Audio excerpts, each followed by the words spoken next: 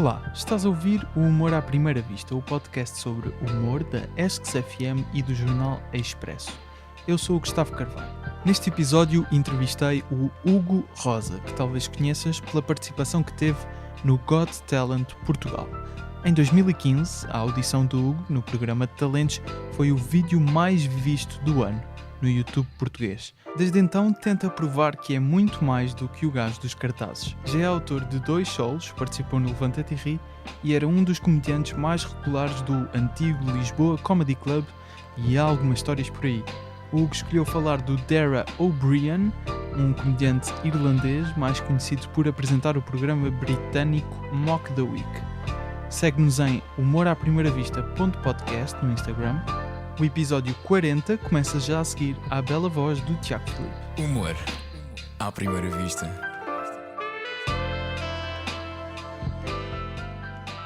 Muito obrigado por teres aceitado o convite para estar aqui no podcast. Obrigado. Eu queria começar com um tema que sei que às vezes é abordado, mas tenho algumas perguntas relacionadas que acho que vamos explorar aqui coisas que gostava já ter visto tu explorares noutros sítios. Okay. Neste caso, para contextualizar e acrescenta sempre que sentes necessidade de alguma informação, mas com a tua participação no Got Talent Portugal em 2015, a tua audição neste momento tem quase 4 milhões de visualizações. Não sei se estavas a par até. Epá, já não vou ver há uns tempos. Confesso que houve uma altura que ia ver muitas vezes, mas já para aí, sei lá, há um ano ou mais que não espreito. Que foi na altura vídeo mais visto do YouTube em 2015. Em Portugal. Sim, em Portugal. Ficaste na altura conhecido como o gajo dos cartazes. Depois dessa tua participação, em que na semifinal, pelo que já disseste em outras entrevistas, podcasts, insistiram fortemente para que voltasse a usar cartazes na tua atuação em vez de fazer só stand-up, que era aquilo que normalmente fazias. E depois disso, já fora do Got Talent, foste tentando descolar-te dessa etiqueta. Inclusive o teu primeiro solo chamou-se Muito Mais, onde tentavas lá estar a mostrar que eras muito mais do que o gajo dos cartazes. Passados 6 anos, que já lá vão 6 anos, foi em janeiro, pelo menos que a audição saiu. Sim. Há podcasts que continuam a trazer este tema para cima da mesa quando te entrevistam, como este. Certo. O que é que achas que correu mal pós-Got Talent? Que passados estes anos ainda continua a ser a etiqueta que te colam? Ou porque é que não conseguiste aproveitar o impulso que se calhar o Got Talent te deu? Eu vou colocar a coisa de uma outra forma primeiro, antes de responder a essa pergunta, que é sem dúvida que me quis distanciar da imagem do gajo dos cartazes, porque a experiência associada a isso foi muito intensa para mim na altura, no sentido em que fiz aquilo dos cartazes, super orgulhoso, super orgulhoso com aquela performance, mas depois, como havia alguém a tentar agarrar-me àquilo, e como tu disseste, e bem, insistiram e foram muito persuasivos, eu deixei que me convencessem que o caminho certo era fazer mais cartazes, gerou uma experiência negativa para mim. Ok, inclusive é giro que eu, há coisa de anime, etc., comecei a fazer psicoterapia por variados motivos, e uma grande coisa que só para aí a meia é que se descobriu, e que a psicoterapeuta até gozou comigo, que é como é que nós falámos disto de antes, é que claramente foi um episódio muito marcante e de grande impacto para coisas como baixa de autoestima, etc., que vieram nos anos seguintes. Portanto, sem querer ficar demasiado pessoal. Portanto, na altura foi uma coisa que me correu muito bem, que eu fiquei muito orgulhoso, mas que tive associado a uma imagem muito negativa. Por isso é que eu acho que durante muito tempo passei esta coisa de me querer dissociar dessa imagem. Porque efetivamente não sou gajo de cartazes. Eu não faço só o número de cartazes, aquilo era um número que eu fazia no mock de stand-up. Eu quero e sempre quis ser um stand-up comedian e ser reconhecido como isso. Portanto, é natural, tendo em conta aquilo que tu disseste, 4 milhões de visualizações, um momento marcante, acho eu, da televisão em Portugal, ou pelo menos da comédia em Portugal, no sentido pelo impacto e pela visibilidade que teve. Claro. Neste momento, prefiro encarar que tenho orgulho. Tenho orgulho naquilo, mesmo que seja só como o Miguel Neves me disse uma vez, em brincadeira, mas a magoar a sério, que eu nunca seria mais do que uma one hit wonder, no sentido de que, tipo, como é que foi que ele disse? Como os Gypsy Kings, que foi uma péssima comparação, porque eles têm muitas boas músicas, mas acho que consegui ultrapassar esta ideia de que o que eu fiz lá não me satisfazia ou que estava preso a esta ideia. Portanto, neste momento eu olho para aquilo com orgulho e com felicidade, e ainda bem que ainda me reconhecem 6 anos depois. Ainda alguém me diz que quer falar sobre isso, ou porque se lembra, ou até ainda no trabalho agora, numa reunião. Na segunda reunião que eu tive com aquela pessoa, tipo, epá, depois de nós falarmos, eu fui a procurar ao YouTube, tu não fazias umas coisas, portanto, efetivamente as pessoas ficaram com aquilo, e isso dá-me imenso orgulho. E como no meio disto já não recordo bem qual era a tua pergunta original. Era porque eu tive a ver algumas entrevistas Uhum. tuas, especialmente naquele ano de 2015, porque foi no Certo. início e depois foste inclusive ao Maluco Beleza, Sim, tiveste sim, sim, sim. algum bom, pareceu-me pelo menos um bom momento depois Sim, daquilo, sim. até inclusive é o solo que me referi, mas por alguma razão Não pegou, não não pegou pegou, para ficar, não é? pelo que me dá a entender, pelo que tu ambicionavas na altura. Se calhar podes também, obviamente, terem se calhar algumas prioridades alterado na tua vida, talvez, não Epá, sei. eu acho que há uma parte de nabice, no sentido em que não sei ou não sabia naquela altura, ou se calhar nunca soube jogar a parte extra comédia do jogo, no sentido de as pessoas com quem tu te dás, ou as oportunidades que te dão, ou as oportunidades que tu vais buscar. Sou um gajo, por muito proativo que seja, também sou, no mau sentido da palavra, um coninhas, e que, portanto, se calhar não sou tão. Mas consegues dar exemplos de coisas que se calhar devias. Hoje Não, em o, dia que consegues o perceber que eu que se devia ter calhar feito devias era, ter feito. devia ter tido um solo logo pronto para aquela altura, mas naquele momento eu ainda não estava convencido para mim que sabia fazer um solo, ou seja, só em novembro desse ano, um ano mais tarde, é que eu efetivamente faço o meu solo. Só no É, final do ano, é, a minha, exatamente. é a minha prova para mim que eu consigo estar uma hora em palco. Até aquele momento, 30 minutos, 40 minutos, eu sabia que conseguia. E é estúpido se achar que consigo fazer 30 ou 40, porque é que não consigo fazer uma hora e 10? Mas pronto. Portanto, uma parte de insegurança aí. Depois uma parte de ter respeitado ou ter posto à frente acordos prévios com outros espetáculos que já tinha marcado. Portanto, já tinha marcado espetáculos por bares, já tinha marcado espetáculos com o grupo de improv que eu faço, Uhum. e dei prioridade a isso em vez de dar prioridade à minha imagem. Se calhar não ter agarrado a ideia do gajo dos cartazes, porque se calhar se eu fosse o gajo dos cartazes era muito mais fácil vender, porque as pessoas já sabiam o que é que eu era, sabiam o que é que eu fazia e iam querer continuar a ver isso. E eu acho que é uma coisa que existe na realidade na televisão portuguesa. Se a televisão portuguesa, naquele caso vamos dizer o Got Talent, não é que deu na RTP, se eles olham para mim, sabem o que eu sou e sabem como vender, eles vendem-me. Se eu chego lá e digo assim, ei, gastos cartazes, boa, mas eu gasto cartazes, eles ficam. Então se calhar, o que é que eu faço contigo? Percebes? Portanto, esta ideia de criar uma marca Ok. que eu não soube criar. E ainda continuo sem saber, para dizer toda a verdade.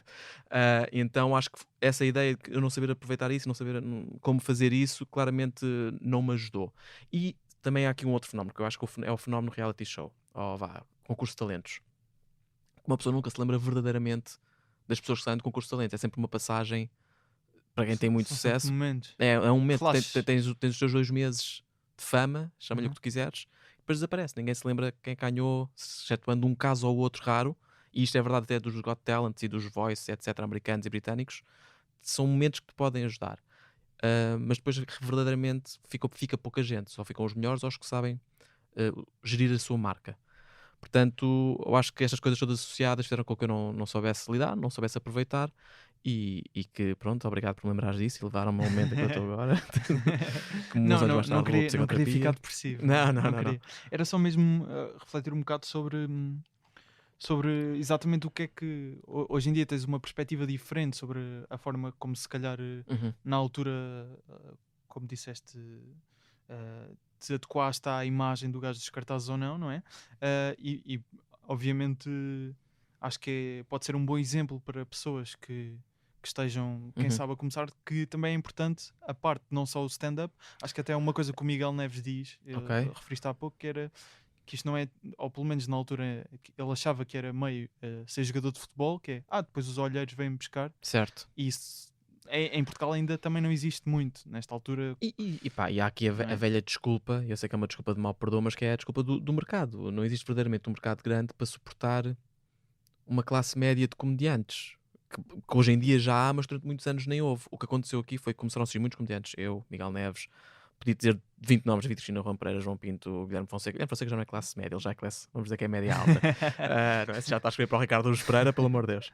Mas pronto, muita malta que começou a ocupar esse espaço, mas para quem verdadeiramente não havia muitas oportunidades, não é? Porque há poucos canais, sei lá, há poucos meios de comunicação, e as redes sociais vieram dar um novo espaço para malta que sabia navegar esse espaço aparecer. Mas se tu fores a ver, não há uma aposta verdadeira, digamos, dos grandes grupos de televisão ou de rádio, ou quer que seja, em malta nova nos últimos 15 anos. Se conseguires dizer 5 nomes, ficaria surpreendido.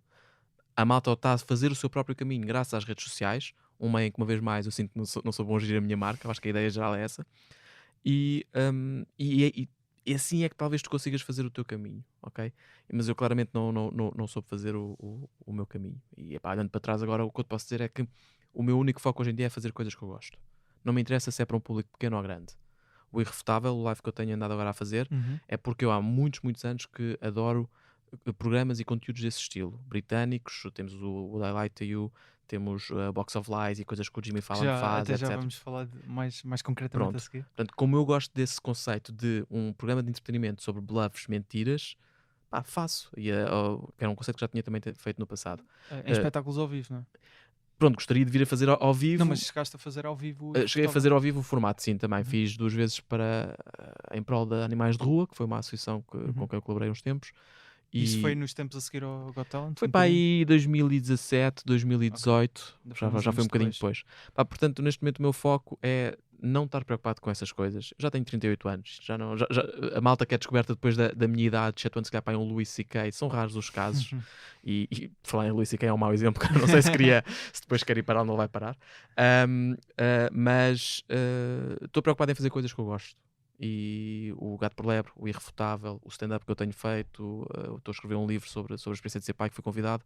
Pá, é coisas que eu gosto, não estou nada preocupado se é para 15 pessoas ou se é para 15 mil. Há aqui uma coisa curiosa que vi na entrevista que referi há pouco do Maluco Beleza, que isto foi mais ou menos há 5 anos, então ela, na altura o Unas pergunta-te algo como daqui a 5 anos, ou seja, hoje, se te vias a viver da comédia. E tu dizes algo como sim, mas se não estiver a viver da comédia, também não vou ficar triste. Eu gosto disto, portanto vou continuar a fazer isto. E tu próprio dizes, eu sei que isto pode parecer pouco ambicioso. Achas que isso foi também alguma coisa... Está relacionado com o facto de se calhar hoje ainda não conseguires viver da comédia ou não? Não, o que eu te posso dizer no imediato é que a principal coisa que mudou nos últimos 5 anos e que é um shift imediato de foco é que fui pai. Claro. Inclusivamente eu, na altura que fui à entrevista do Rui Unas, e naquela altura eu estava a trabalhar em investigação no Instituto Superior Técnico, e uma bolsa de investigação é escassa, especialmente na minha área, que eu estou na área de informática, na área de inteligência artificial, que é uma área onde há sempre procura e há oportunidades, felizmente. E logo quando fui pai eu percebi, ok, não vou ficar bolseiro para sempre e não posso estar a contar com o dinheiro que faço da comédia, que dá para se calhar pagar umas férias com a minha família a um sítio fixe, mas não dá para pagar contas. E de tal forma que já estou a trabalhar há 2 anos numa empresa full time na minha área de informática. Portanto, eu não me sinto triste, especialmente ainda mais tendo em conta os tempos em que estamos a viver. Sinto-me um privilegiado de ter conseguido manter a estabilidade com o meu trabalho e toda a parte financeira que vem daí, poder continuar a sustentar a minha família. Tenho pena de não ir a palco mais vezes, sei que tenho que fazer compromissos, porque não é justo com uma criança, e agora 2 a propósito, que a Diana está grávida, vou ser pai outra vez. Anunciar em primeira mão? É capaz, acho que ainda não, por acaso, é que eu nem tenho dito nas redes sociais nem nada, porque nunca tínhamos anunciado uma gravidez aqui, acho. Assim, se tivéssemos feito a gravidez aqui era mais complicado. Mas sim. Portanto, esta ideia do foco é a minha família. O que eu tenho que perceber é qual é que é o equilíbrio familiar que eu tenho que fazer com este meu part-time. Porque é uma coisa que eu continuo a dedicar o tempo que consigo, e normalmente o tempo que consigo implica dormir se calhar menos horas porque quero ficar até mais tarde a preparar algum conteúdo, com uma vida familiar, com 2 crianças que exigem tempo, exigem atenção, exigem responsabilidade, exigem uma componente financeira. Portanto, eu estou muitíssimo tranquilo com a ideia de que o stand-up para mim é neste momento como é que é? A expressão em português não é boa, em inglês, labor of love. É o que eu faço. E estou sinceramente pouco preocupado com se hei de ter ou não uma segunda oportunidade com aquela visibilidade do Got Talent, se consigo capitalizar isso num trabalho regular em comédia, porque a oportunidade que se tinha que apresentar para mim, para eu trocar o que eu tenho neste momento por um trabalho em comédia, tinha que ser uma coisa descomunal. Tu estavas a dizer que não existia e agora existe mais ou menos uma classe média. Quando diz isso, refere-te que só há comediantes que vivem muito bem disto ou comediantes que têm que se esforçar muito para conseguir sobreviver disto? Sim, como qualquer outro Não artista. existe ninguém ali no meio? Eu dou-te um exemplo se é mais simples de perceber, que é atores. Quais é que são os atores que vamos supor que vivem verdadeiramente do seu trabalho de ator? São aqueles, vou dizer, 12 que têm contratos vitalícios com as respectivas canais de televisão para passar na telenovela, e estão numa telenovela, depois passam para personagem principal na segunda, depois passam para personagem principal na terceira e seguem a sua vida.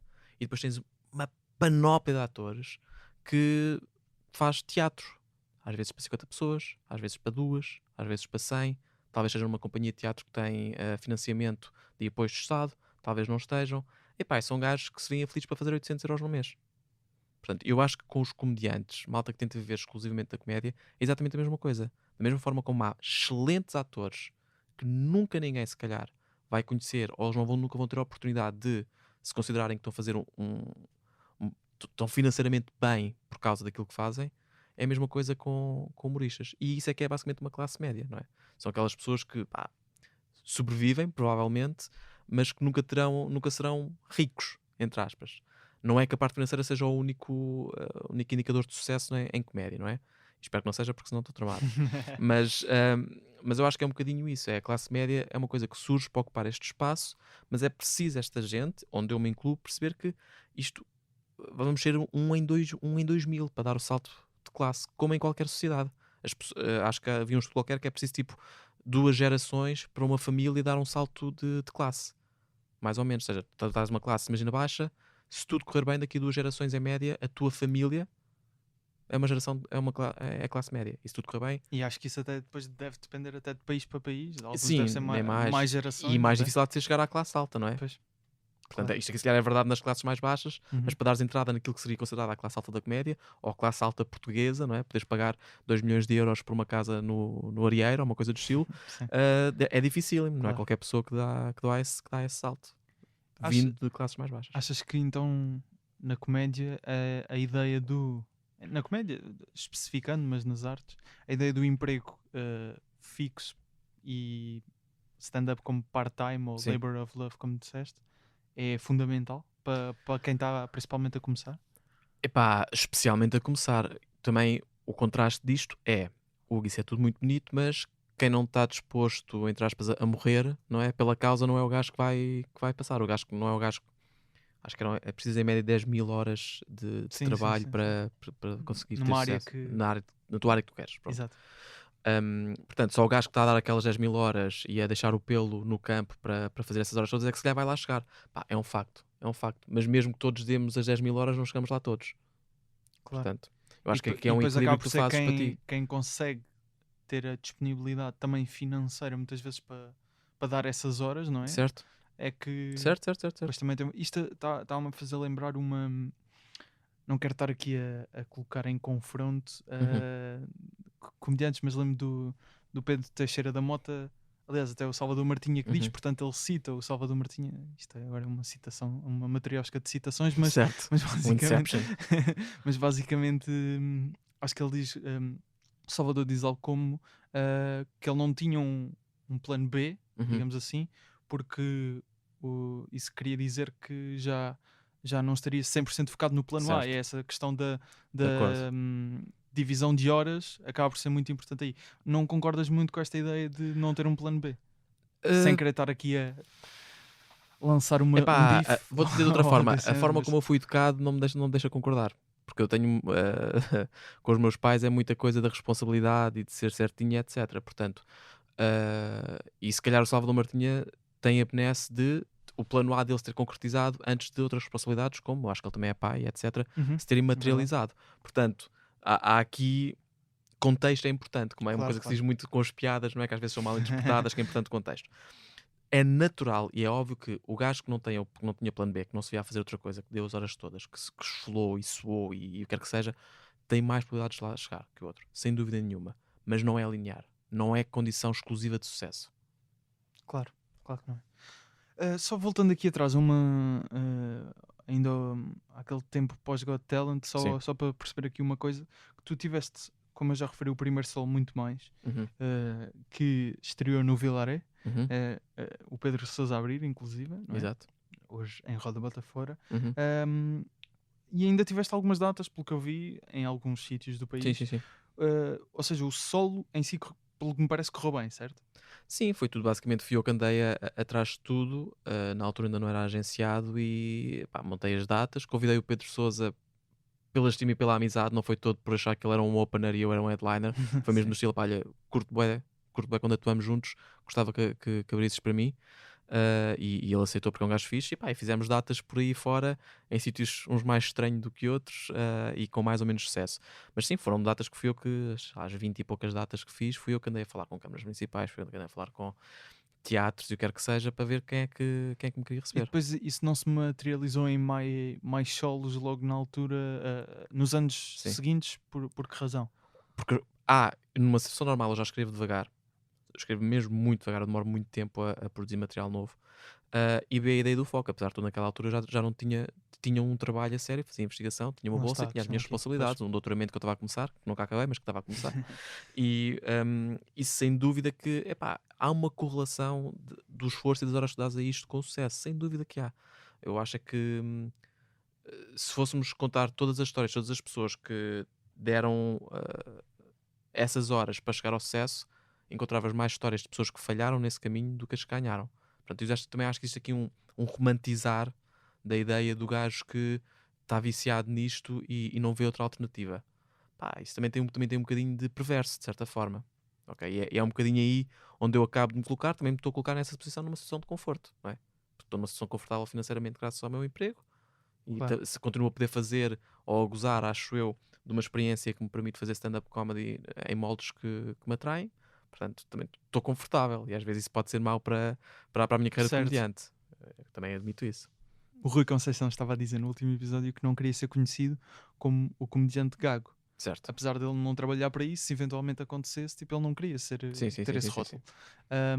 E eu estava-lhe a tentar apresentar o ponto de vista de, ok, mas se tu fores, eventualmente ficares conhecido, imagina, por um beat, como é o teu caso Dos do beat cartazes, sim. da Adele, dos cartazes, ficar conhecido por um beat a falar sobre gaguez não tem que necessariamente ser mau se depois conseguires, com o sucesso que tens, através Expandir. por seres um bom comediante, não é? Eventualmente consegues deslargar-te dessa questão. E por acaso acaba por ser um paralelismo que contigo Sim. também pode funcionar. Não, a minha questão aqui é: não achas que não és bom comediante por não ter, se calhar, chegado ao Não. ponto que querias, Não, certo? não, não. De todo. De todo. Mas isso de alguma forma também te fez questionar não, estes anos de não ter se calhar conseguido viver da comédia, que me parece que era o Uhum. teu maior objetivo ali a seguir àquilo, não é? Não ter chegado lá, que tipo de questões é que te levantou sobre o que fazes enquanto stand-up comedian? Hum, não. Não, porque na análise mais quantitativa que eu consigo fazer com a comédia, o meu rácio de espetáculos bons continua a ser vastamente superior ao meu rácio de espetáculos maus. Portanto, continuo a achar que eu tenho jeito, ou Ou seja, talento, não te ou fez duvidar de ti. predisposição. Não, a dúvida que surgiu de mim, e eu já falei há bocado sobre a questão da psicoterapia, Uhum. é que eu acho que houve ali um período em que, e não sei se foi muito por aquilo ou não, em que senti que se calhar ao contrário, a comédia está mais ou menos segmentada em grupos, como já deves ter percebido das conversas cá aqui, certo? Certo. E comecei a ouvir burburinhos, eu deixei que burburinhos me afetassem, que certos grupos gostavam do meu trabalho, alguns não gostavam, este gostava, este não gostava, etc, etc. E isso minou um bocadinho o meu trabalho, porque acho que foi verdadeiramente a primeira vez em que eu me senti confrontado com esse género de realidade. Eu sou um gajo de um ego muito frágil, não é? Portanto, esta ideia, sinto que deixei que isso me afetasse e comecei eu próprio a reagir, se calhar com inveja à coisa, a trabalho de outros humoristas que estavam a ter sucesso e eu não. E então entrei ali numa espiral um bocadinho negativa que colapsou sobre temas de autoconfiança.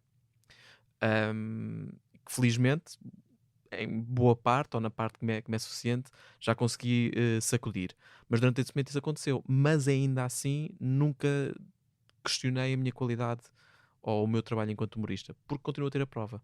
E quando eu digo ter a prova de que muitos espetáculos são favoráveis, isso podia ser verdade se eu tivesse, entre aspas, sempre a jogar em casa. Mas eu, infelizmente, por causa das chovas que já levei, sei que tenho tendência a ir a qualquer bar. Não me interessa se é um bar em Vila Nova das Meias, se é um bar no Comedy Club quando abri aqui no centro de Lisboa. Portanto, eu sei que consigo funcionar em diferentes contextos, não todos, como é óbvio, e com sucesso suficiente para ter qualidade, para dar uma boa noite. Sei de lá que as pessoas se riram com frequência e com barulho, digamos assim. Portanto, nunca me fez questionar. Eu acho que o motivo que me levou a sentir-me se calhar menos confiante foi contextual dos grupos de humoristas ou das. Não é grupos que eu quero usar a palavra, pá, mas sei lá.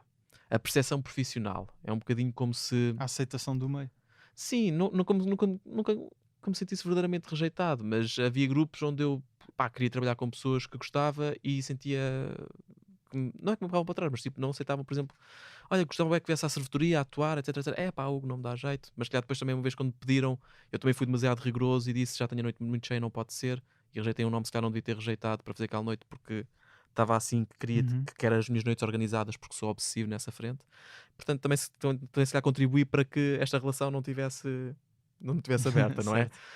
Mas a verdade é que na altura sinto que minou e senti minado nesse Isso sentido e minou a minha confiança. foi mais ou menos em que altura que começaste a sentir esse... Epá, se calhar foi no ano depois do Sol, ou assim, em que começou a aparecer aí muita malta, novos grupos, malta boa, onde eu já não me sentia integrado. E se calhar depois com o facto de ser pai, e é giro pensar nisso, encontrar, por exemplo, com o João Pinto, que quando eu conheci o João Pinto já era pai de duas crianças, há pai 10 anos, e lembro-me dele falar sobre isso, que é, pá, isto é tudo muito bonito, mas eu não posso vir para aqui bater todas as noites e estar na minha, o que quer que seja, tenho uma responsabilidade em casa. Portanto, o facto de repente também já não estar a aparecer todas as noites, ou no Comedy Club, ou para atuar, porque era isso que eu fazia quando o Comedy Club estava aberto. Ainda por cima a Diana estava a trabalhar no Brasil naquela altura, eu todas as noites acabava o trabalho, se não tivesse nada para fazer em casa do estilo jogar Futebol Manager, ia para o Comedy Club, não para atuar, pá, chegava lá, estava alguém, se pudesse fazer 5 minutos, excelente, se não, olha, e tem a Miguel Neves, como é que é, graças, Claro. Guilherme Fonseca, Havia mais comunidade, não é? Sim, e então acho que isso dissipou-se por causa do Comedy Club. Depois, entretanto, fui pai, as minhas responsabilidades, as minhas decisões na vida levaram a que já não estivesse sempre tão disponível para esse estilo de vida. Também, portanto, começo a estar com comediantes basicamente uma vez por semana, na loucura. E isso afasta-me um bocadinho do seio do grupo. Então começo aí a questionar o meu valor ou a forma como esse grupo me vê. Percebes? Mas isto é tudo aqui, percebes? Certo. Se calhar... Mas sentes que... isto fala-se muitas vezes dos grupos. Sim. E até certa forma eu consigo percebê-los ou... Uhum. Depois também há uma questão de amizades, não é? Que é Sim. normal, e isso é uma questão social, não, acho Certo. que não interfere bem com gostar ou não Certo. muito do trabalho, mas achas que depois já se coloca certos grupos num pedestal que parece que se não pertences àquele grupo, Claro, estás fora de tudo? A informação de grupo é. Lembro-me de. Aprendi esta merda na Roménia, vê lá tu. A informação de grupo Na Roménia. é profundamente falível. A informação de que certo grupo se comporta de certa forma, ou certo grupo acredita em certas coisas, ou certo grupo avalia de certa forma, arriscaria dizer que é para aí metade das vezes errada. Portanto, de certeza que isso jogou um grande efeito. Não, Pá, mas na altura não tive, foi se calhar o insight para ver isso. E hoje tento-me colocar mas um nem é bocadinho isso. Eu acho que parece-me que certas pessoas, vá, de uma forma geral, percepciona-se que estar em certos grupos é mais benéfico. é o que te vai fazer ter certas oportunidades que, se não estiveres lá nesse grupo, não tens acesso. Sim, mas isso é verdade em qualquer meio, não é exclusivo à comédia, acho eu, não é? Vou tentar fazer um paralelo aqui com a minha área, que é mais de informática. Estou a pensar nas grandes consultoras de informática. Se tivesse de trabalhar para aquilo que se chamam os Big Four, que é McKinsey, Ernst Young, agora não me outras duas, não interessa.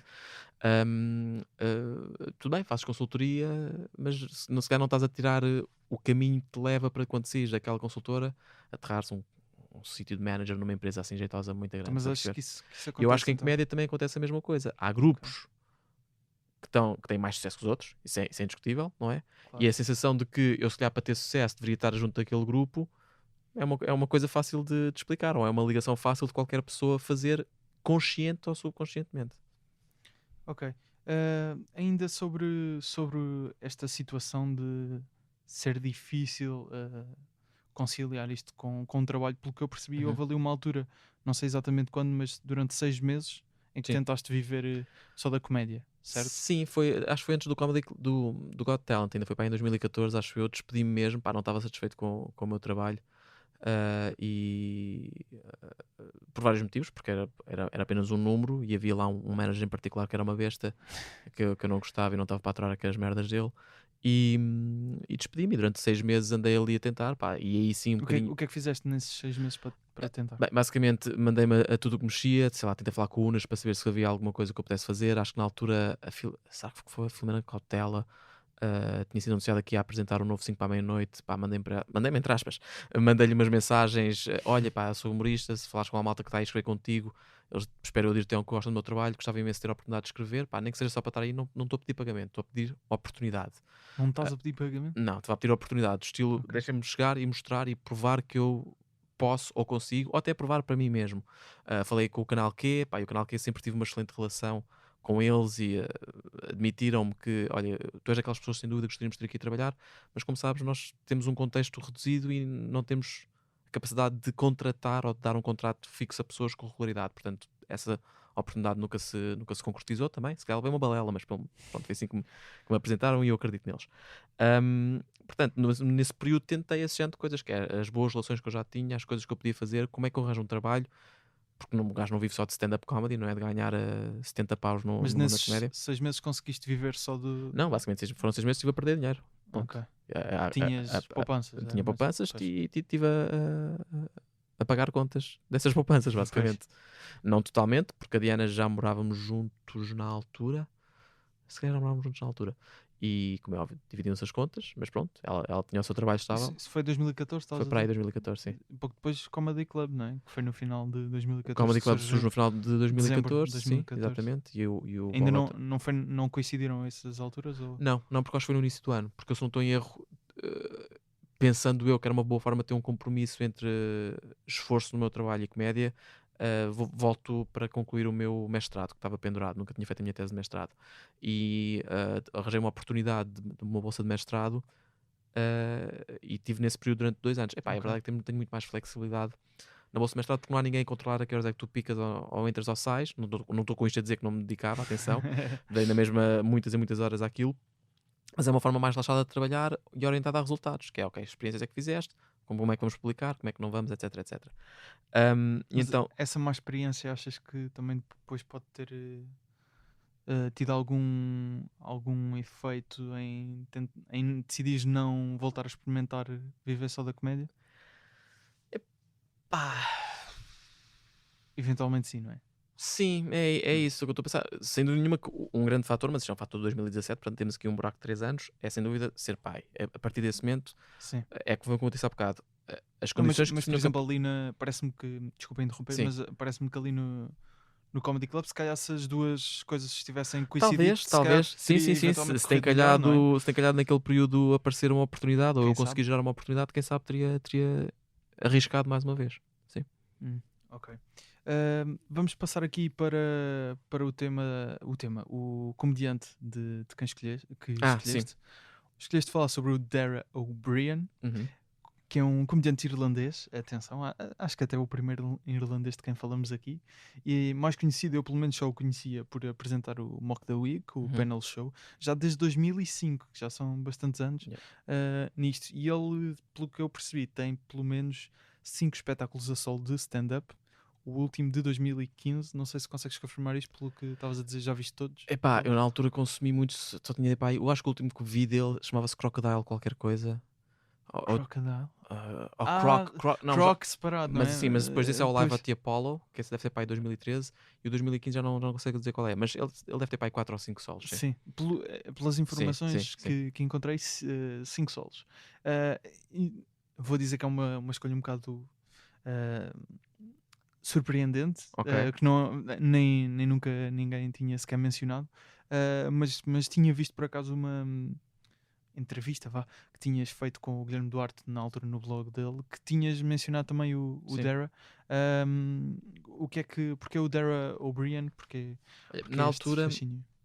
o meu fascínio com ele foi uma altura em que eu descobri, entre aspas, ou estava a fazer muito trabalho de MC em bares e estava a experimentar muito com o crowdwork. E era uma coisa que eu lembro quando comecei a fazer comédia, o Guilherme Fonseca já fazia, eu estava muitas vezes com ele e ele já na altura fazia isso bem, não é?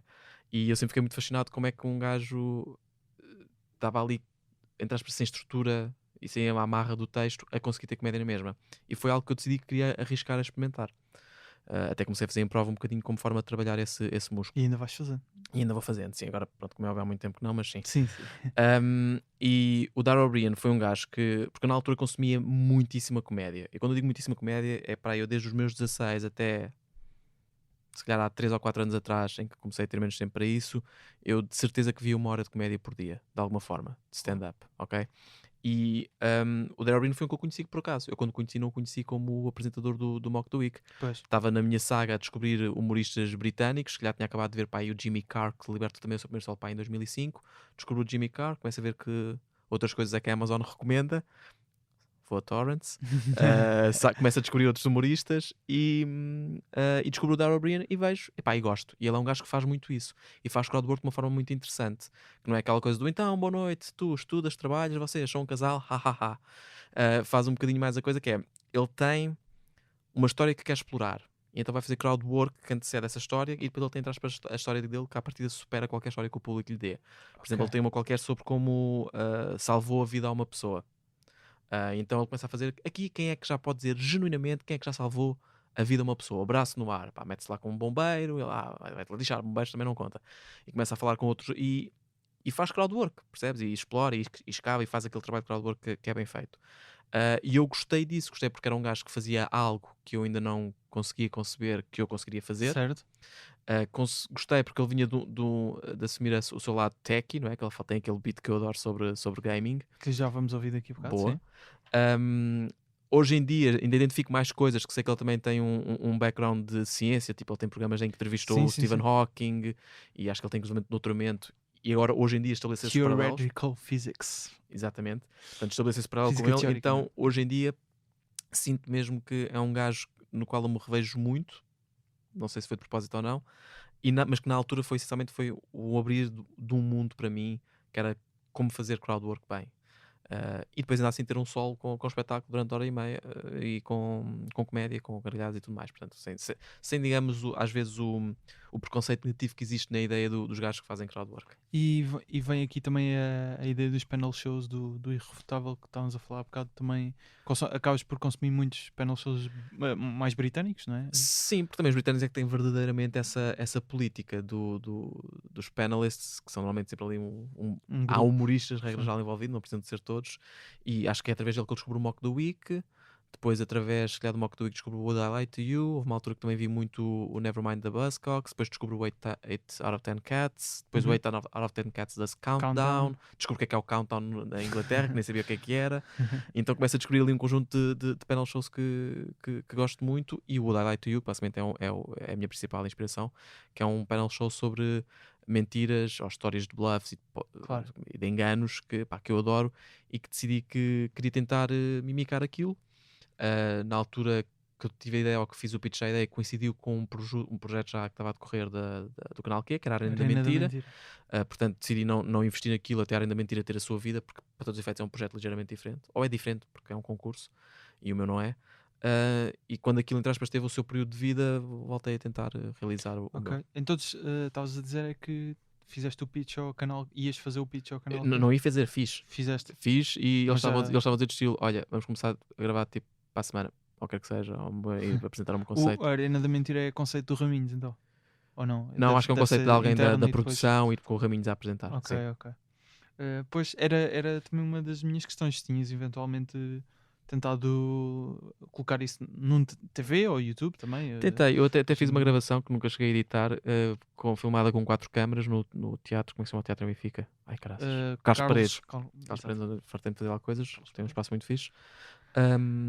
Com o intuito de ter um piloto gravado e publicado na internet. Portanto, aqui está publicado e ter um conteúdo que eu podia mostrar tipo, conceptualmente o que é que seria.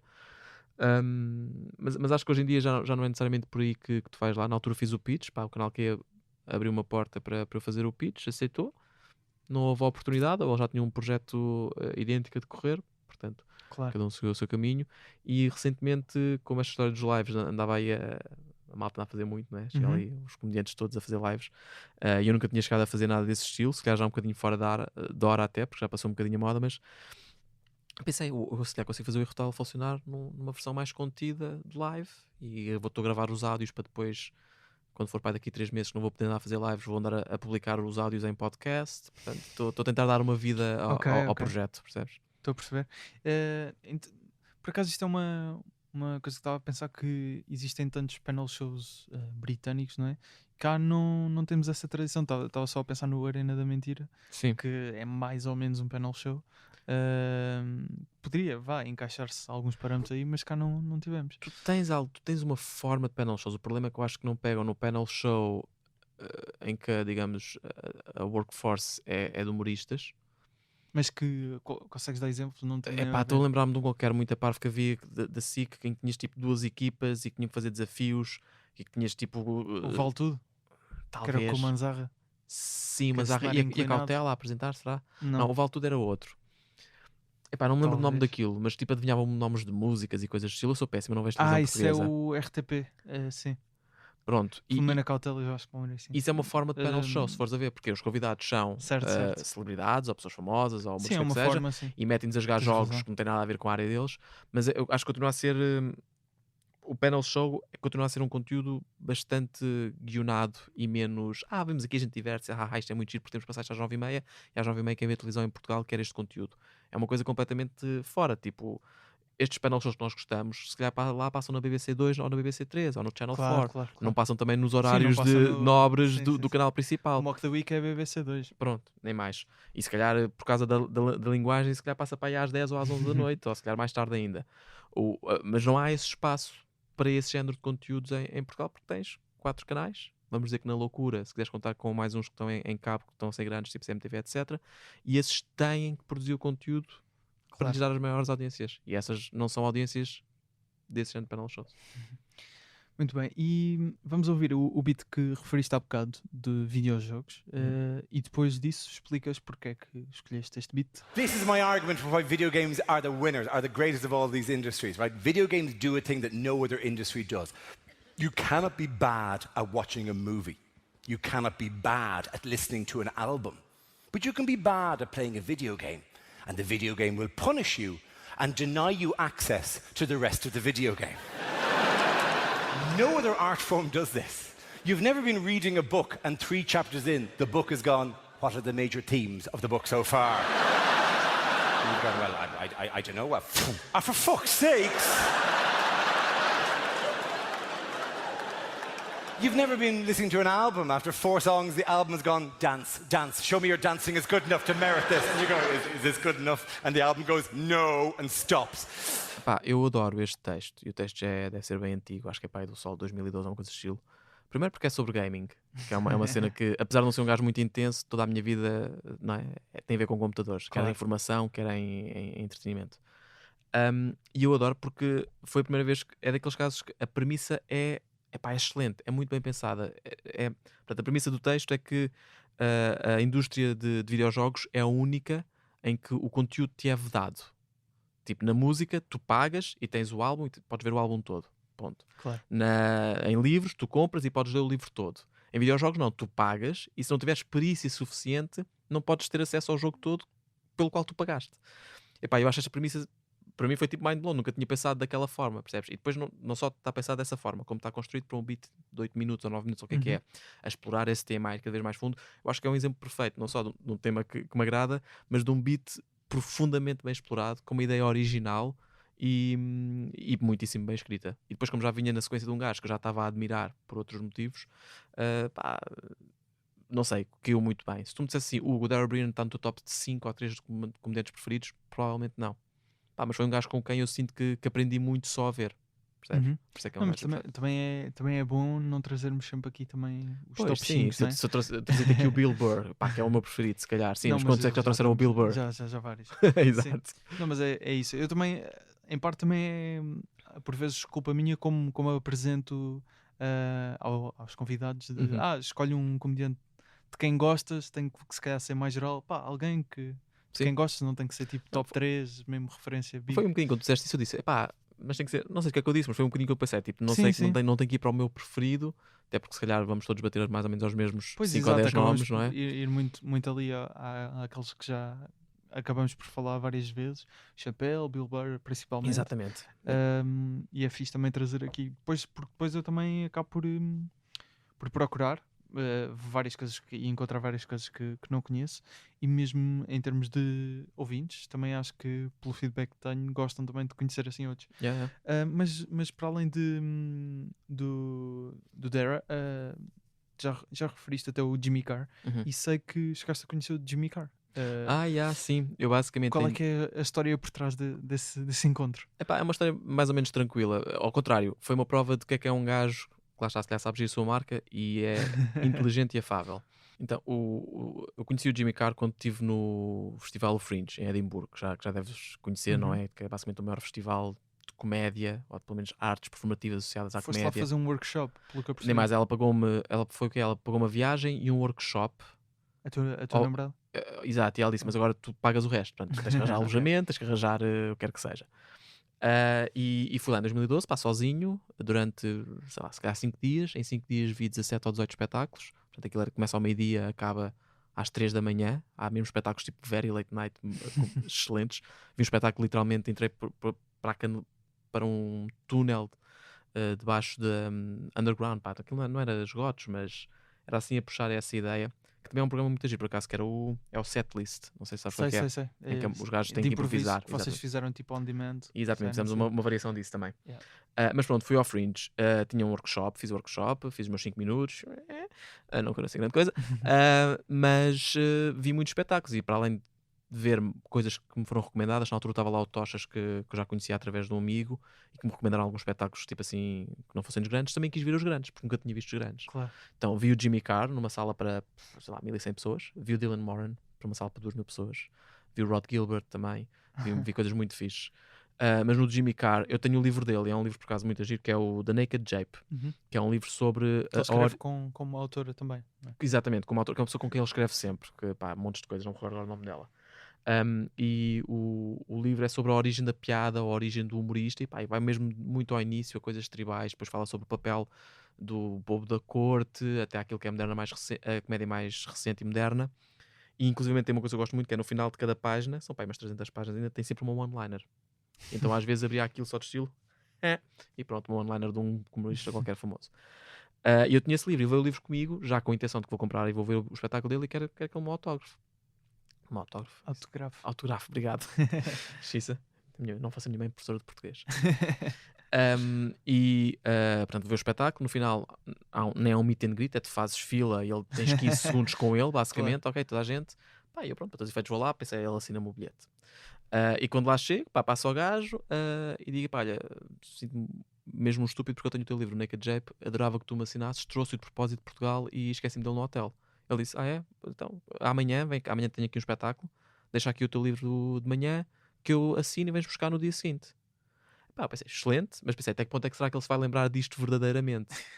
E deixei lá, dito feito, no dia seguinte quando lá fui buscar estava assinado e dizia, porque isto foi em 2008, aliás, 2012 tínhamos acabado de sair da crise, ou uma coisa de estilo, estamos a entrar na crise. Ele disse, o comentário dele é uma coisa de estilo, o teu país está na merda, abraço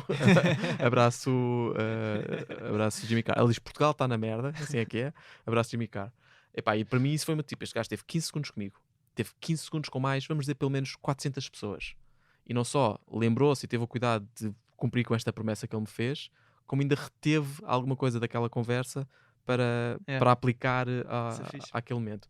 Epá, e eu já era um fã da comédia britânica e de humoristas de stand-up britânicos, e epá, passei a consumir muito mais a partir daí. É um bocadinho a partir daí que eu descubro todos estes panel shows e que ele foge ao fisco, essas coisas todas. Foge ao fisco, exatamente. Fugiu, pelo menos. Jimmy Carr, que já veio a Portugal, chegaste a ir ver? Fui ver, sim. Foi imenso. E entretanto foi anunciado que vai voltar a Portugal. Portanto, os bilhetes já devem estar à venda, não sei. Okay. Vejam lá isso, que por acaso também fui ver o outro, mas era o Greatest Hits. Sim, e já que conhecias pá, aí conhecia 90% de Sim, material. 90%, mas ainda assim foi fixe. Sim, diverti-me na fixe. mesma. Especialmente porque, apesar de tudo, é verdade que ele fez 90% de material repetido, mas os primeiros 10 minutos, 10 minutos dele Em que são saco de cenas pés. de Portugal. Uhum. Isso é Portanto, fixe. ele claramente teve o trabalho de preparar, ver que notícias é que estavam, e Claro. escrever. Epá, e depois é aquela merda que a mim me faz mesmo confusão. Porque, como eu disse, eu sou lento a escrever, e um dos motivos pelos quais eu sou lento a escrever é que a minha primeira versão de um texto nunca é boa. Tem palavras a mais, tem becos sem saída, nunca é boa. Eu raramente fiz um texto que à primeira tipo fiquei, epá, isto já é bom, já posso trabalhar. É de estilo, aqui estão os meus 5 minutos, escrevo, volto, tomo nota, bem, posso mandar fora 4 minutos e 15 segundos, porque só aproveito 45 segundos e vou trabalhar o resto a partir daí. E o gajo não, claramente ele chegou a um país, 2 dias de notícias e de preparação e toma lá Escreve 10 lá. minutos de material bons. Ainda por cima o one-liners, que é uma coisa que eu não gosto, não consigo fazer e adoro ver outros humoristas a fazer. Por exemplo, o Juan Pereira houve uma altura que fazia muito one-liners e também, como eu sou muito amigo dele, tenho uma grande estima pelo gajo, mas e sempre admirei a capacidade dele de fazer piadas Claro. curtas e sucintas, ir ao ponto, porque eu não sou, por muito que eu tente, nunca sou económico nas palavras. E o meu one-liner é, por definição, um exercício de economia de palavras, que é muito contra a minha natureza. Ok, vamos falar um bocadinho até desses tempos em que se calhar passavas mais tempo com o Juan, Uhum. no antigo Lisboa Comedy Club. Volta, Juan, podemos ser amigos de novo. Mas ele, entretanto, houve aí um período que ele voltou Sim, a ele fazer voltou, stand-up. basicamente. O Agora, rapaz também teve azar, voltou pois. e passado 6 meses bate o Covid, basicamente. Sim. Portanto, viu o regresso um bocadinho. O antigo Comedy Club funcionou entre dezembro de 2014 e dezembro de 2015, e só deixar aqui a nota que pus umas stories no Instagram do Humor à Primeira Vista e está lá nos destaques sobre o antigo Lisboa Comedy Club, com vários espetáculos que passaram por lá, assim, algumas combinações que hoje em dia não imaginamos que aconteceram, e tu atuaste bastante vezes Sim. por lá. Calculo que se calhar até saia na saída, passou lá bastante tempo. Sim, passou lá, sai na saída. Também tive lá uns espetáculos com o meu grupo de improv, os Improv FX. Na altura éramos Improv Armandi, que foi o Improv Juan que Armandi, nos exatamente. espetou esse nome. Pois. Fiz lá coisas, os 7 pecados acho que não chegámos a fazer eu lá. acho que esse vocês fizeram no Vilaré. 7 pecados foi no Vilaré, não é? Quando havia aquele... Sim, mas mesmo que fosse as Festival de quartas-feiras comédia, do Open Mic. O Vila não é? Hit, não era? O Vila Hit também, Na sim. altura. Mas nas quartas-feiras do Open Mic, pá, quarta-feira sim, quarta-feira não, estava Estavas lá lá? a atuar. Ou lá, A atuar a fazer, pá, se queria fazer 5 minutos, fazer 10 minutos, a tentar experimentar material, era um Open Mic, era para isso que ias ao servia. Open Mic. Sim. Ok. E já falámos disto há 2 episódios sobre o novo Comedy Club, Uhum. com a Luísa Barbosa. Uma das questões que eu levantei na altura é o antigo Comedy Club, obviamente, poderá ter funcionado bem em momentos, mas não foi sustentável. O que é que para ti aconteceu no antigo que não convém Certo. que aconteça neste? Bem, eu não sei. Eu vou citar aqui uma coisa que tu disseste muito bem nesse episódio, que eu por acaso fui ver e gostei bastante, que é, eu não quero com isto passar uma nuvem negra para cima do novo Comedy Club, até porque tive o privilégio, como a Luísa disse, andavam a convidar humoristas para ir lá, e fui lá, tipo, anteontem, ver o Gostaste do espaço. espaço? Se não via sala de baixo porque tinha acabado de pintar a entrada e não podia passar, mas gostei muito do espaço e gostei da mensagem acima de tudo, aquela mesma mensagem que a Luísa passou aqui, que é, isto não é um espaço da agência A ou da agência B, é um espaço de toda a agência, as condições são estas, está aqui isto para homenagear o Comedy Club antigo, está aqui isto para homenagear os humoristas todos, de classe média, classe alta, classe baixa, quer que Sim. seja. Gostei muito, não só da mensagem, porque eles estão a concretizar a mensagem que estão a passar. Uma coisa era dizer que isso era verdade, e depois chegávamos lá e se calhar era um grupo fechado deles, mas não, pela abertura que estão a mostrar, estou muito encorajado. E não quero que realmente esta nuvem negra que paira sobre o Comedy Club antigo passe para cima deste novo Comedy Club, especialmente porque aquele Comedy Club conseguiu, durante breves momentos, cumprir aquilo que eu acho que este também vai conseguir e que eu acho que é muito importante, que é criar uma sensação de comunidade. Foi uma altura em que, se calhar, falávamos há pouco, em contraste com a ideia que agora há mais grupos, e se calhar aqui já pode ser mesmo a própria ideia de haver grupos, que já está tão cimentada, que se calhar já não é tão linear quanto isso, mas que naquela altura, pá, não sentia isso. A única coisa que aquele Comedy Club, em termos da comunidade, nunca teve mesmo, e que eu espero que as tenha, é o risco de entrar lá o Bruno Nogueira uma vez para fazer 5 minutos, o risco de entrar lá o Salvador, eu acho que vi lá o Salvador Martinho uma vez, vi o César Mourão uma vez também. A atuar ou... Nem sei se atuaram, para dizer a verdade, mas acho que ele atuou uma vez ainda também, o Salvador pelo menos. Pronto, o Sinal até é um gajo que estava lá muito batido, mas pronto, sei lá, Ricardo Luz Pereira nunca lá se viu, mas também stand-up não é a onda dele, como ele próprio admite. Claro. Portanto, eu acho que o que falta para dar mesmo uma sensação de comunidade completa é que, pá, tu podes entrar numa noite de Comedy Club e tanto vais apanhar um gajo que está a fazer os seus primeiros 5 minutos, como podes apanhar o Bruno Nogueira, ou podes apanhar um dos gajos grandes, percebes? E isso nunca aconteceu, parece-me, porque já havia ali alguma história com a gestão atual. E eu próprio tenho as minhas histórias com a gestão daquele comedy club. Ok, eu confesso que não sou de todo uma pessoa nem de quesílias, nem de conflitos, nem de, sei lá, ficar chateado ou criar conflitos ou ter conflitos públicos, mas eu acho que este é o único caso verdadeiro em que eu tenho, não sei se desdém é uma palavra demasiado forte, mas pela pessoa responsável pela gestão daquilo, que na altura era o Pedro Leite, não tenho sentimentos positivos. E não tenho sentimentos positivos pela minha experiência. E eu acho que essa experiência e esses sentimentos negativos que se geraram não têm a ver com a gestão do Comedy Club. Ou seja, eu não te sei dizer, nem acho que seja... Foi o quê? Porque era demasiado cara a cozinha? É porque se calhar não tinha uma estrutura certa de organização de humoristas? É porque, sei lá... Não te sei dizer, tipo, em termos de modelo de negócio, que aquilo falhou. Eu acho que aquilo falhou porque houve muita gente que, periodicamente ao longo daquele ano, uns mais cedo que outros ainda antes daquilo abrir, perderam fé com Pedro Leite e as pessoas que trabalhavam com ele. Não todas, a maior parte delas eram apanhadas nas merdas do coitado. As histórias de dívidas, eu ainda tenho uma dívida, aliás, ao contrário, ele ainda tem uma dívida para comigo. O dinheiro do meu solo, o meu solo, muito mais, do Vilaré, ainda só recebi metade dele. Sempre que eu venho assim a algum destes sítios e falo abertamente sobre como ele me deve dinheiro, ele manda uma mensagem a dizer: nunca disse que não te pagava. E eu rio-me, choro e depois choro outra vez, basicamente. Portanto, eu acho que a situação tornou-se insustentável porque as pessoas perderam fé nele enquanto gestor, motivado por dívidas. Há uma história a dada altura, isto foi logo em abril do Comedy Club. Abril, portanto, 4 meses. 5 meses depois de abrir, porque ele abriu em dezembro, que seja assim, em que havia muito já esta conversa entre malta de estilo: ele deve ter dinheiro, a mim também me deve, quer que seja. E juntámos um grupo de nós, de 20 humoristas, num grupo de Facebook ainda, para ver como isto é antigo, e listámos, cada um listou a dívida que tinha para com ele, somámos o total e eu e o João Pinto fomos, entre aspas...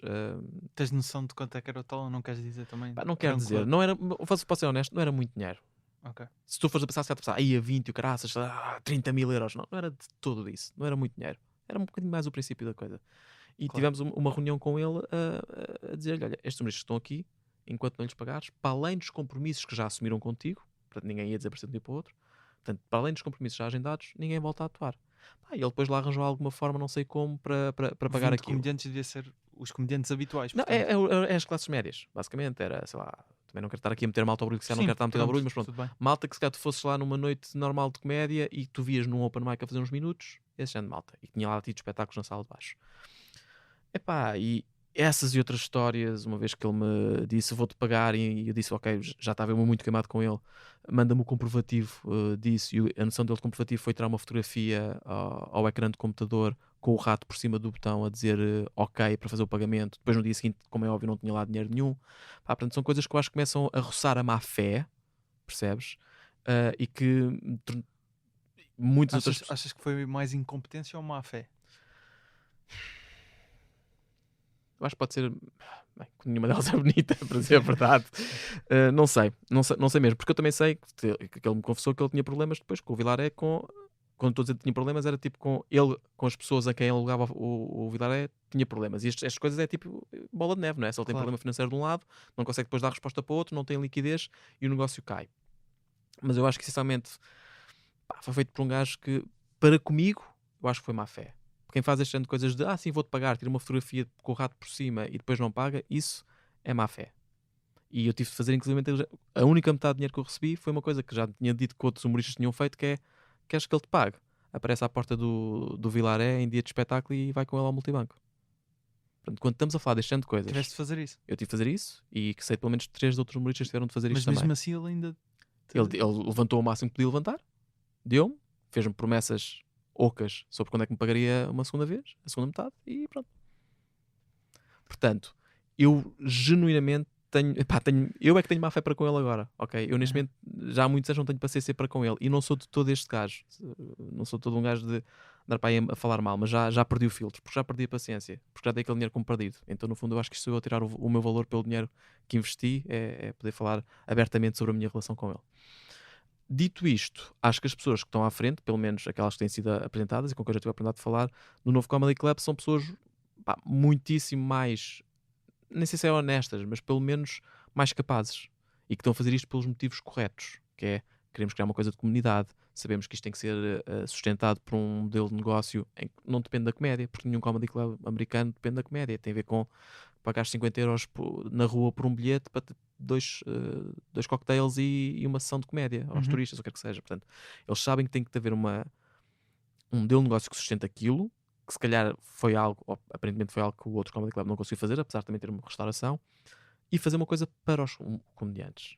Epá, que este seja o primeiro, que daqui a 5 anos estejamos a falar deste comediante, aliás, deste Comedy Club, e já do segundo que abriu, e como existe uma rivalidade entre os Comedy Clubs e quem é que atua. eu espero que estar a passar por essas telenovelas todas daqui a 5 anos, porque é sinal que nós Já nem se produzimos. sabe do primeiro. E digo mais, e isso é sinal de que estamos a par com a comédia americana em 1970. Porque este era o género de dramas que estavam a passar na altura em 1970. Quando esta merda do primeiro Comedy Club estava toda a acontecer, eu estava a ler um livro que foi o que o David Cristina recomendou e que eu adoro, que foi o livro que inspirou aquela série de comédia do Jim Carrey. I'm Dying Up Here, nem mais. I'm Dying Up Here, The Golden Age of Comedy in the United States. E aquilo no fundo é uma... como é que eu ia dizer? É tipo um relato pessoal, nas palavras de humoristas que a viveram, sobre o aparecimento daquele Comedy Club e como... Comedy Store. A Comedy Store, nem mais. Não estive a falar com alguém e disse que era a Cellar, mas é isso, é Comedy Store. A questão com a gerência, a Mitzi Shore, que não queria pagar porque ela dizia que iam lá os produtores todos do Tonight Show. Houve uma greve e tal. E nem mais, houve as greves, houve humoristas que furaram as greves, criou uma divisão entre humoristas. Da altura termina lá com um capítulo muito triste de um humorista que se suicida, um bocadinho forçado também pelas consequências à volta. Então fora a parte do suicídio, é onde eu espero que nós possamos estar a caminhar, percebes? Que é, isso é sinal de que pelo menos já estamos a par com a comédia nos anos 70 nos Estados Unidos. A ver um suicídio. Se for, eu posso dar umas sugestões de nomes, mas estou a brincar. Não, de todo a brincar. De todo. Ai. Já falaste um bocadinho do espírito de comunidade. Sim. Achas mesmo que este espaço pode então voltar vai trazer, porque vai encurtar os espaços todos. Vai ter um efeito, se calhar, negativo que também houve na altura. Acreditas que todos os, vou dizer, grupos com aspas, como nós temos estado aqui a dizer, vão querer então fazer parte deste Comedy Club? Eu acho que sim. Pelo menos da forma como disseram, que supostamente houve lá um jantar da máfia com todos os agentes, que qualquer pessoa que tivesse um agenciado pelo menos foi lá e falaram e discutiram os moldes, como é que ele deveria funcionar. Claro. Para mim isso é um excelente indicador de que Um jantar da máfia, sim. É um excelente indicador de que a coisa está a ser feita com esse intuito. Poderia ser só conversa, mas não parece que seja. E só isso, pelo princípio, é bom. Ou seja, acreditas que todas as agências, de facto, vão estar a torcer e a fazer fazer algo positivo para que este Comedy Club resulte? Eu acho que sim. E lá está, porque vai acontecer... Tendo em conta esse jantar que estás a referir. Sim, e até por causa daquela sensação de que lá está, tu chegares lá onde... Só o simples facto, mesmo que vamos dizer que nem todos lá vão, ou alguns vão menos e outros vão mais, e eu gostava que o Bruno Nogueira aparecesse lá noite sim, noite não, quer que seja. Vamos dizer que até isso é verdade. O simples facto de humoristas estarem juntos na mesma noite, que vão ser a convergir para um sítio, em vez de ser para... Olha, queres vir fazer 10 minutos este sítio, queres fazer aquele, porque aí é sempre quem é que agenda e com quem é que tu estás bem. Estás a convergir para um sítio que é imparcial a isso, percebes? É um bocadinho que tu converges para um sítio em vez de estás a puxar as pessoas para ti, para com quem tu queres trabalhar, isso aí vai logo encurtar caminho. E eu acho que se vai gerar novamente essa sensação de comunidade. E posso dizer que foi um dos anos... Vou dizer isto e a Diana vai me dar na cabeça aquela... Foi um dos melhores anos da minha vida, foi o ano do Comedy Club. Porque eu adorava a sensação de chegar lá, não querendo atuar ou não, saber que me podia sentar à conversa. Das citações que apesar de tudo aquilo. Mesmo quando aquilo estava a ser muito deprimente, quando chegar em novembro já ninguém queria trabalhar lá, basicamente. E se fez uma coisa que fez um roast ao Comedy Club. Portanto, à entidade Comedy Club. No Comedy Club. No Comedy Club. Portanto, o próprio Pedro Leite admitiu que aquilo foi basicamente uma forma de para aí 10 de nós exorcizarem todas as más experiências com o Comedy Club. Mesmo aí, quando aquilo vai ficar deprimente, eu gostava muito disso, percebes? Já tinha pena que não houvesse tanta gente a ir lá. Em termos de classe média, como já temos aqui falado, a remuneração para comediantes era boa? Só para tentar perceber eu acho que se é essa a justa. classe média pode voltar a existir ou pode ser reforçada. Vá. Eu não sei se consegue existir uma ideia de sustento financeiro, porque não é só de stand-up. Ou seja, vamos assumir que mesmo que os valores que se praticam em bares, num sentido em que tu contactas um bar, isto varia consoante as pessoas que o agendam, mas vamos dizer que eu consigo pagar a um gajo ou a 3 gajos 80 euros ou 70 euros por uma noite, ou 100 euros numa noite normal, quer que seja, por um bar que decidiu fazer comédia, que tem condições mínimas para tal e que quer só oferecer alguma coisa nova ao público. E já não são muitos bares que pagam este género de valores, ok? Que estão tipo, tem 200 a 300 euros para Claro. dar por uma noite de comédia, quando por 80 metem lá karaoke e é só um gajo Sim, sim. e vendem mais álcool. Não é suficiente, não é? Quantos destes é que tinhas que fazer por mês para ter um ordenado de jeito? Muitos. E não há um circuito com esta dimensão para tal. Portanto, tu nunca podes viver só do stand-up comedy. Eu acho que é justo e legítimo exigir que humoristas sejam pagos. Acho que não podemos esperar muito quando estás a falar de um contexto de bares e companhia. Portanto, tens de criar as tuas oportunidades para obter rendimentos de outra forma, seja com espetáculos empresariais, seja com promoção online, para levar a coisas como marcas ou visibilidade online que leva a coisas como televisão, rádio, quer que seja, para dar um sustento financeiro. Mas não há dúvida nenhuma que stand-up é a forma mais pura que tu tens de avaliar a tua qualidade na comédia. Porque é de feedback imediato. Faças o que fizeres, naquele momento a tua ideia teve piada ou não teve. Mas achas então que, obviamente nos Estados Unidos, que é o meio de referência que se calhar nós mais vezes damos como exemplo, obviamente que há comediantes que conseguem só viver de atuar em comedy clubs. Mas mesmo aí há um circuito. Já tiveste o André de Freitas, não já? Já. Pronto, não sei se ele falou sobre isso, mas essa hierarquia ou esse caminho existe Sim. até no Reino Unido, que é primeiros Claro, 2-3 anos és um open micer, não recebes bola. Sim, é muito difícil. Depois passas uns anos a fazer spots de se calhar de 20 minutos em que já te pagam 50 libras aqui e ali. Com jeito começas a fazer spots em que começas a passear pelos comedy clubs do país, já numa perspectiva de headliner ou de acompanhamento de um headliner. Depois disso, se calhar começas a fazer os próprios... Ou seja, há um caminho para aí a 15 anos que, se em teoria correr tudo bem, tu has de chegar àquele ponto. Mas começa no nada. Mas, por exemplo, a Luísa Barbosa, quando cá esteve, ela falou numa espécie de ter comediantes residentes. Sim. Acho que ela disse tipo 10, Uhum. não tenho a certeza, mas que seria uma espécie de 2 por noite para conseguir assegurar. Sim. Foi mais ou menos isso que ela disse quando esteve cá. Dá-me a impressão que para terem um grupo de comediantes residentes vão conseguir pelo menos garantir já um financiamento.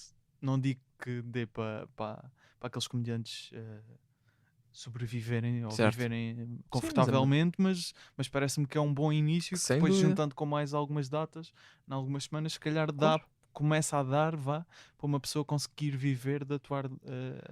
Sim, é a melhor oportunidade que há de um humorista trilhar esse caminho, mesmo nos Estados Unidos, que acontece muitas vezes com os humoristas. Estou a pensar novamente no exemplo do Louis C.K., que é um mau exemplo por causa da masturbação, mas pronto. O gajo teve muitos anos a fazer stand-up comedy, não é? Sem grande visibilidade, mas se calhar já andava no circuito, pelo menos das universidades, e de acompanhar tours de outros humoristas, portanto já devia receber alguma coisinha, e escreveu para o Conan uns tempos. Portanto, esta malta arranja trabalhos, que é tu escreves ali, atuas à noite, e se calhar tentas ter o teu próprio conteúdo hoje em dia online. Seriam as 3 vertentes em que um humorista nos Estados Unidos tenta arriscar. Para tentar teres não só visibilidade, trabalho e dinheiro. Claro. Em todos os episódios pergunto sempre ao convidado qual é a história de como é que conheceram o Ricardo Araújo Pereira. Como é que conheceste o Ricardo Araújo Pereira? A minha história acho que é muito pouco impressionante. Eu acho que só estive com ele pai 2 vezes ou 3. E uma delas foi... Alguma é boa, pronto, podemos fingir que foi a primeira, se alguma delas for boa. Não, eu acho que nenhuma delas é boa. A primeira foi no, como é que se chama? No Joker Lounge, onde eu fiz noites de comédia durante muito tempo. Uma noite que eu tinha cá o Xará e ou ele mandou uma mensagem, ou o Xará é que me disse, olha, o Ricardo Araújo Pereira disse-me que gostava de ir assistir à noite, porque não nos conhecemos, e ele já ouviu falar muito de mim, e ele vai lá logo à noite. Tens forma de garantir que ele não seja, como é que eu ia dizer, assediado da porta até se sentar. E pronto, ele apareceu, cumprimentei-o nesse dia, acho que não troquei mais de 2 palavras com ele. E uma outra ocasião, que foi o podcast do João Neves, que é o XLR Ligado, não é? em que ele foi convidado, que foi gravado pela primeira vez na cervedoria e Exatamente. ele tinha Giro. perguntado se podia gravar na cervedoria, portanto eu facilitei essa ligação para poder gravar. Epá, e disse, olha, não te importas que eu esteja lá, Sim, sim, sim. Epá, e a única coisa que eu me recordo de falar um bocadinho com ele, e recordo-me do gajo de dizer que citar um filósofo eslovaco, Allah que parte também do podcast, eu penso, já percebemos, foda-se, és inteligente, está certo. Tipo, quem é que se lembra de um filósofo eslovaco para citar, percebes? Que só serviu para ainda... Claro. como é que eu ia dizer, sentir mais inveja se quiseres, ou colocá-lo naquele pedestal de que foda-se, está aqui um gajo é inteligente e por isso é que está no topo do seu jogo.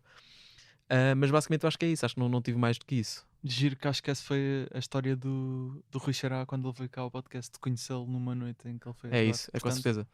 É com certeza é isso. Há aqui um full circle.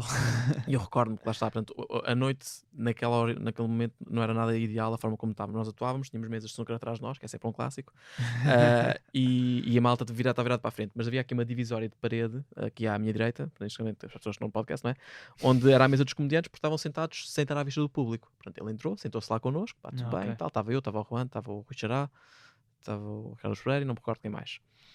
E no final da noite, quando já tinha sido embora muita gente, eles ficaram lá, ficou a conversa com o Xará há muito tempo, ele levantou-se, epá, já só havia 8 pessoas no bar. Ele parou nas 3 mesas todas. Carlos, caralho, Claro. na cara. Boa. Portanto, o coitado, com uma casa vazia, demorou 15 minutos para sair de lá. Eu compreendo porque é que o Xará me veio dizer, olha, e achas que há forma de facilitar-lhe, para o gajo pelo menos não ser assediado à entrada. Mas infelizmente é só isso. E chegaste também a uma história que isto começou com o Guilherme Fonseca, aqui no podcast, que ele referiu a história de como conheceu o Ricardo Araújo Pereira, e por Sim. isso é que, entretanto, eu pergunto sempre a todos os convidados. E ele refere na altura que o conheceu devido ao facto dele não ter aparecido na lista do Ricardo Araújo Pereira. O Guilherme Fonseca não aparece? Não aparece. Mas é porque ele já o considera fora daquela lista, acima da lista. Não aparece, e depois o Ricardo quis pedir desculpa e convidou, e foi assim que que se conheceram. E entretanto, devido a essa lista, eu andei sempre a tentar procurar essa lista, e lembro-me vagamente do Guilherme na altura, não sei se no episódio ou depois, ele ter dito, olha, o Hugo Rosa. Tu também, meu, toda Já no a episódio gente, que, meu. já no episódio que ele disse, me enganei. Disse Hugo Rosa. Em vez do Hugo Sousa, Em vez mas, do Hugo Sousa. normalmente nunca é ao contrário. Eu estou muito melhor assim. Agora quando fui ao Got Talent a segunda vez, não, estou tranquilo, quem me dera a mim, eu adoro o Hugo Sousa, acho que é um comediante excelente. Desculpa. Mas já quando fui agora ao Got Talent a segunda vez, participar naquela coisa da Batalha dos Jurados do verão passado, a Silvia Alberto diz, e quem quer votar no Hugo Sousa? Eu, É sério? sério? Por cima eras Hugo Rox. E Já pronto, foste- já fui Rox, Já foste já fui Bruno Sousa, Rosa. já foste fui Bruno, já fui Nuno, só nunca sou o Hugo Rosa. Mas pronto. Desculpa. Tranquilo. Ele estava a dizer que o Hugo Rosa tinha um beat Certo. em que falava da lista. Sim. E então eu pedi-te Yeah. a lista, e entretanto houve essa cena fixe. E essa ideia para beat foi. Eu depois estive a ver. Acho que no Pisse em Pé. Eu faço isso, Fazes capaz. isso. Não sei se da O mesma meu, forma. O PCP não é a minha melhor atuação, mas pronto. Mas acho que foi aí que eu encontrei essa ideia para o beat da lista. Teve algum feedback da parte do Ricardo? Não, acho que imagino que ele nunca tenha visto perguntaste isso? sequer. Nem perguntei, ok. nem que ele nunca tenha visto. Se calhar na altura. Será que eu arranjei forma de contactar e agradecer? Não, isso foi uma outra vez qualquer que o Palmeirinho mencionou o meu nome numa coisa qualquer e agradeci-lhe. Mas o Ricardo Araújo Pereira acho que não tem como devolver o agradecimento por me ter mencionado naquela lista. Devias ter posto um tweet ou alguma cena assim que ele depois via na. Ele tem. Não estou a brincar. Pronto, ele é notoriamente conhecido por estar exato. fora de tudo. Eu não Era sabe- exatamente isso que eu Como estava é a que dizer. Epá, não, foi simplesmente a ideia do beat foi só de estilo. Pá, estou aqui, estou mencionado. Tava- Tenho orgulho nisto. Sim. Estava aqui à procura da Da lista, porque tinha estado engraçado alguns nomes que apareciam que entretanto pá, não existem no Mas que panorama também tem lá atual. calma, isto é um bocadinho como do jogar humor. futebol manager, não é? Tu contratas um gajo, o olhar diz que ele tem 5 estrelas, mas depois pá, não se concretizou. Era o Mário, como é que é o Balotelli, era muito bom, mas gostava dos copos. Mas ele diz algo como se tudo correr bem, é de escrever para vários deles. Exato. Estou a contar ser um velho guionista com textos para vender e preciso de qualquer coisa que Certo. aparece cortada aqui. Mas os que mais achei interessantes era, portanto, a Soraya Será que carrega? Carrega, Sim. Uhum. Jubsu, não é? Sim, exatamente. Conhecida como Jubsu no mundo do YouTube, que acho que tinha feito 2 vezes, talvez, mas Sim, já tinha aparentemente feito o um Ricardo bocadinho já mais. andava de olho em cenas. Refere aqui vários nomes Sim, que sim, não sim, são sim. muito conhecidos. Isso é fixe ver que na altura ele estava atento. Sim. Até acho que havia aqui um que era o Hugo Claro, acho que é Hugo. O Claro, Hugo sim, Claro, que sim. entretanto eu fui procurar porque não conhecia estes nomes. Certo. Parece-me que também já está um bocado desaparecido. Tá, Acho que ele sim. tinha uma página no Facebook, foi o que eu encontrei. Sim, Não sei, nunca encontrei stand-up destas pessoas, nem do Miguel Luz também é referido, também não. Sei que ele fez pelo menos uma vez sim. na, Pá, é isso, na pá. noite, no Será curso do que Sinal. houve também um concurso da Rádio Comercial, será? RFM, RFM. Academia do Humor, Exatamente. ali de E isso- Corbeirão. Não fosse para o cinema. Exatamente. Então, Também tenho uma história do caraças, porque estou a fazer o meu beat, não sei se já viste esse vídeo. Estou a fazer o meu beat na FNAC, às 3 da tarde, que é excelente, os não é? Ecklers. E entra um Eckler todo drogado. Foi bonito. Aliás, esse vídeo está no teu YouTube, Tá, Facebook. exatamente. Ahm, a única situação que eu imagino é que se calhar o Ricardo Luz Pereira,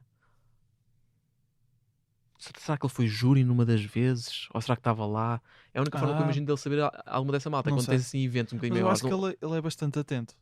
Nem sim. que não seja stand-up, tipo. Mas sempre para no todos os YouTube, efeitos, pelo depois menos. tens que, pronto, ok, eu tenho este bias, eu admito que tenho este bias. Aquela coisa que tu dizes há bocado o stand-up comedy ser a forma para mim mais pura é um bocadinho verdade. Porque eu acho que avaliar um youtuber enquanto comediante, epá, eu rimo de coisas de youtubers e há canais de malta que eu me rio imenso. Mas eu acho que a prova definitiva é a tua capacidade de defenderes a tua piada diante de um público. No momento. Está aqui e disse, percebes? Mas quando estava a referir YouTube, já não me estava a referir àquele conceito de youtuber. Sim, eu Estava conteúdos Mas humorísticos. mesmo assim, é pela mesma forma de como comediantes eu comecei no YouTube. ontem a ver o último stand-up do Nate Bargatze, será esse Sim, o nome sim, dele? sim, Está sim, agora sim. na Netflix. Yeah. Epá, e eu ri-me em voz alta de duas coisas. Porquê? Porque sentado na cama a ver assim, ou ver na televisão, não é a mesma coisa que estares a ver claro. num espetáculo. Claro. Portanto, eu acho que tem sempre esse baixo. Portanto, ele tem que ter visto alguém ao vivo para avaliar, acho eu. Sim, é possível, pois. Estamos aqui a Especular. especular, exato.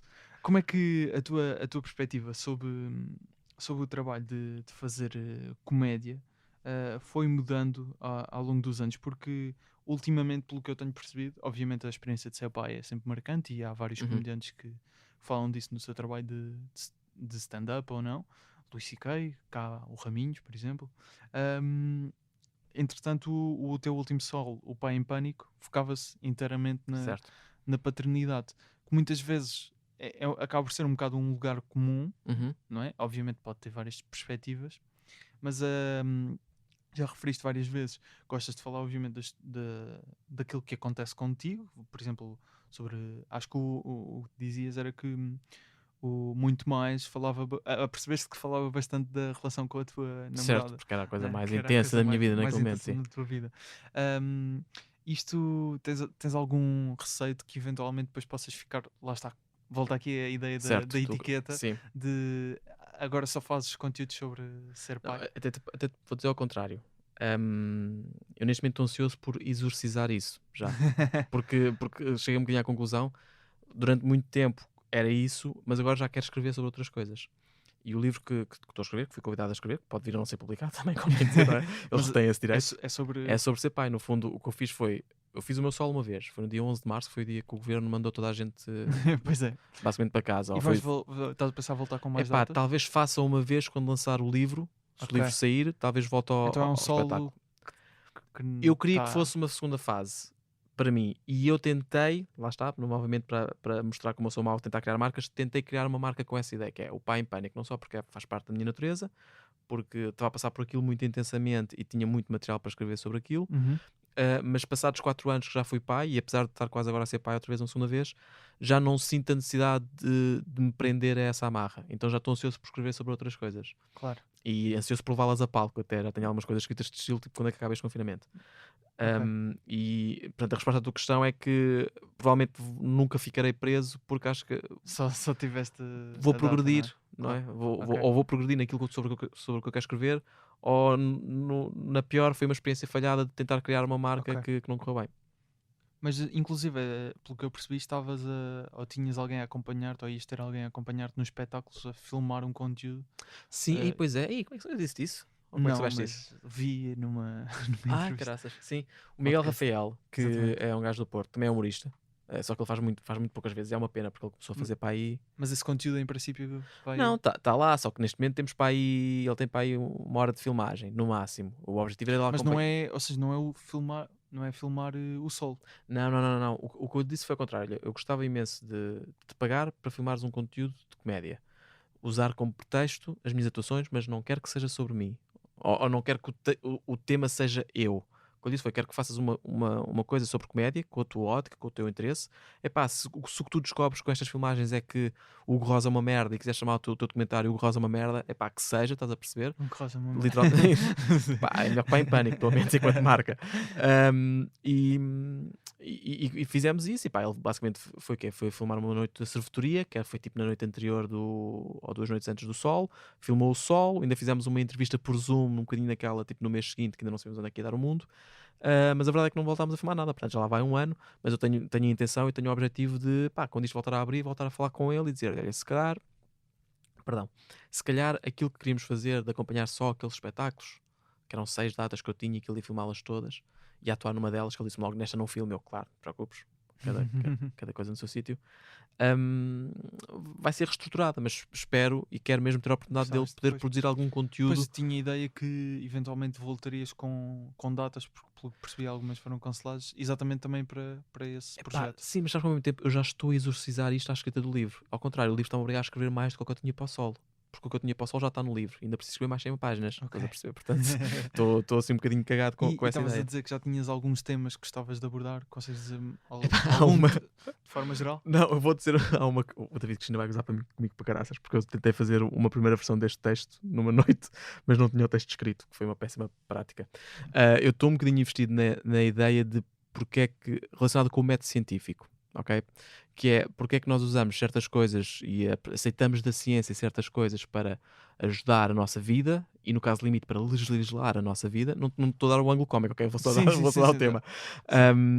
Nomeadamente, por exemplo, as mudanças climatéricas e a forma como mudamos a nossa forma de produzir e consumir energia, mas há outras ciências que não conseguimos trazer, que no entanto estão sujeitas ao mesmo método. Por exemplo, ciências sociais, para estudar coisas como a diferença entre géneros, a fluidez de género, a diferença entre, sei lá, N motivos que são abordados por sociólogos e psicólogos e psicoterapeutas, o que quer que seja, e que não entram na esfera de isso é informação para legislar. De repente, toda essa parte da política já é opinião. Eu sou da opinião de que o casamento entre um homem e uma mulher. Por favor, não faças este corte e não me apresentes isolado. Vai ser Não vai ser este. Vai ser Pronto. este no trailer. A posição de alguém se calhar muito extrema-direita é que acha que um homem e uma mulher é a única forma de haver um casamento. Certo. Mas será que existe, e estou a dizer isto aqui sem conhecimento, qual é que é, digamos, o consenso científico, mais que o consenso social? Será que não é possível convencer alguém de que, efetivamente, se os estudos sociais indicam que não é linear assim, que não existe nenhuma correlação com, sei lá, famílias mais saudáveis ou maior saúde da população, Claro, claro. por estar restrito a esse facto, porque é que não trazemos isso e porque é que isso não legisla? Porque é que isso é opinião e outras coisas é ciência, percebes? Portanto, estou um bocadinho investido nesta ideia. Estou mesmo furioso. Isto nasceu um bocadinho com as fake news, de como é que se averigua factos simples, e começou a transitar para esta ideia de porque é que política é opinião, que é uma coisa que me está a fazer um bocadinho de confusão neste momento. E a base que eu tenho para isto é porque eu passei 6 anos a fazer investigação no Instituto Superior Técnico, portanto era isto que eu usava para escrever os meus artigos, Claro. para defender as minhas teses. Então quero escrever sobre isto, mas isto que eu te acabei de dar neste momento, isto é o beat, ok? Ainda não tenho ângulo cómico para ele, sequer, estás a perceber? Ok. Fixe. E estavas a falar de David Cristina, com Sim. quem agora até tens um novo podcast, juntamente com o Juan Pereira, que já mencionámos, e o João Pinto, que também já mencionámos. Conseguimos mencionar os 3. E isto também era malta, pelo que eu percebi, também atuava bastante no antigo Lisboa Sim, Comedy sim. Club, portanto calculo que a relação de amizade também venha Sim, por já dentro daí. vinha um bocadinho antes, Anteriormente já atuávamos, mas pá, sem Uhum. dúvida que o Comedy Club foi mais intenso nessa fase. Permitiu-se cimentar. Sim. Este novo podcast, Gato por Lebre, Uhum. em que falam de filmes maus, Certo. aparentemente tentam linchar os filmes, Certo. é mais ou menos isso. Isto vem sei que já tinhas tido até um podcast acho que está parado, hora da sexta, não é? Sim, basicamente, não só por um bocadinho por falta de sucesso, como porque este projeto é muitíssimo mais fixe e Ok. é feito com malta que eu gosto, por isso dei prioridade a esse. Isso é algo que estão aí a tentar criar, não vou dizer grupo, mas não. Sim, pois, mas eu Vou dizer percebo. grupo, não é? Mas tentar criar, se calhar, aí um ambiente de trabalho que vá permitir lançarem projetos em conjunto. Epá, a coisa nasceu Consegui com... não dizer grupo. Foi fixe. Não, mas eu acho que é giro, porque já falámos sobre o grupo e não falámos sobre essa parte dos grupos da Sim, comédia, sim, que é sim. tu atrás pessoas normalmente que tenham mais ou menos a mesma forma de ver que tu, ou pelas quais haja empatia ou respeito no trabalho, Claro. ou quer que seja. E eu acho que é isso que acontece com estes 4 em particular. O que aconteceu foi o João Pinto ganhou a Arena da Mentira, certo? Já não me e- lembro. Mas Pronto, calculo ganhou que sim. ele, derrotou o David Cristina na final e ganhou o direito a fazer um conteúdo para o canal Q. Ok. E ele disse que tinha uma ideia já a fervilhar há muito tempo, mas que queria escrevê-la como deve ser, um piloto de uma série. Então falou com o David Cristina, comigo e com o Juan Estilo, pá, bora escrever. E durante, pá, aí, isto foi, pá, quando aquilo saiu, portanto, pá, 2014, 2015, não sei. Não, depois, 2017, para aí. Tínhamos tipo 2 sessões por semana em casa do Juan a escrever. Isto 2017. 2016, 2017, sim. Já A escrever vai tempo. um guião. E escrevemos uma série com 6 episódios de 12 minutos cada uma, ou o que é que foi. E pá, e aquilo depois não chegou. O canal que disse, pá, isto é muito bonito, mas não temos esta capacidade para produzir esta série. E o João Pinto disse, pá, se não for isto também não tenho outro interesse. E é assim que nasce o Conta-me Tudo enquanto conteúdo do canal que é. No fundo, o João Pinto diz, pá, olha, se calhar essa ideia vocês não querem produzir ou não podem, mas tem aqui a ideia do Conta-me Tudo, um espetáculo de storytelling de David Cristina, que fazem que se dá com muito mais facilidade, e é assim que no fundo o David Cristina tem a oportunidade de ok. produzir esse conteúdo. Não sabia. E depois pronto, vai a podcast e tudo mais. Claro. E agora há pouco tempo aconteceu aquele concurso de Netflix de guiões que queriam fazer coisas novas o ano Certo. passado. O João Pinto disse, porque tal se voltássemos a pegar naquilo que escrevemos há 3 anos, dessemos uns toques agora com uma segunda vista, uma segunda forma de ver, e vamos tentar submeter. E voltámos a ter mais umas sessões de trabalho, etc, etc. Como é que se chamava a ideia do projeto? Ai, com caraças, não lembro o nome do projeto. O João Pinto vai-me matar. Pá, o pressuposto que ele nos deu foi só, ele disse, ele tem uma ideia para um conceito de comédia que é 2 gajos de lixo descobrem uma mala cheia de dinheiro. Tipo, 2 gajos que dão valor às coisas que apanham do lixo descobrem uma coisa de valor máximo. Ok. E nós depois fomos trabalhar essa ideia, pá, sei lá, metemos coisas de droga, metemos um conjunto de situações giras. E não me lembro mesmo do nome, mas foi isso que escrevemos e, pá, e produzimos novamente para a Netflix, voltámos a rever e fortalecemos e até mudámos alguma estrutura de história, e não deu em nada, como é óbvio. Mas eu saí de lá com aquela sensação de que, epá, se há 4 gajos com quem eu quero fazer coisas, é isto. E um bocadinho no início deste ano, eu juntei-os todos, ou do ano passado se calhar, juntei-os todos num WhatsApp, a dizer, olha malta, feliz ano novo, não sei como é que é a vossa vida, mas eu gostava de fazer mais coisas convosco, ponto. E começámos a mandar ideias. Epá, eu tenho esta ideia aqui, eu tenho esta, o que é que seja, tipo coisas que possamos colaborar os 4. E aquela que eventualmente ganhou tração, muito porque o David Cristina tem muito conhecimento sobre como fazer um podcast de sucesso, não é? Porque ele, com o Conta-me Tudo, teve muito sucesso. Convergimos para esta ideia de um podcast, o conteúdo tinha que ser de humor, filmes maus, podcast sobre filmes bons ou reviews de filmes há muitos, portanto, Já. falar de filmes que são Sim. filmes maus, mas que se levam a sério, que é uma coisa muito importante, porque há filmes maus que dão a volta e de repente são bons, estás a Sim, perceber? sim. Os filmes maus que se levam a sério. Como é que se sério? chamava aquele The Artist Disaster? Como é que é? Sim, o do James Franco eu nunca vi, mas sim, acho que é um bocadinho. The eu- Room? Qualquer coisa assim. Eu ponho mais em contraste com o filme tipo um Sharknado, Ok. que é um filme, é satírico. Nunca Portanto, vi, esse nunca filme vi. é mau, por todos os sentidos da palavra, não é? Sim. Do conceito aos atores e ao guião, mas ele depois satiriza-se a si mesmo. Portanto, esse é um filme que não se leva a sério. Portanto, esse nunca faríamos. Sim. Porque é fácil demais falar mal Sim, sobre claro, Ao contrário, não conseguimos falar mal sobre um filme que é mau. Mas, por exemplo, um 365, que foi aquele pseudo-romance erótico que teve no top Netflix o ano passado, que tenta ser uma espécie de 50 Sombras de Grey, só que da Europa Oriental, não sei, de leste, e com guiões péssimos. É muito fácil gozar com este filme. Ok. É muito. Sabes qual é que é a premissa do filme? Não, eu estive a ver um bocado o episódio, mas é máfia, algo desse Epá, género, não é? resumido é isto: um mafioso apaixona-se por uma mulher que tem numa visão num dia que está quase a morrer e quando a reencontra, rapta. E diz: vou estar 365 dias para te apaixonares por mim.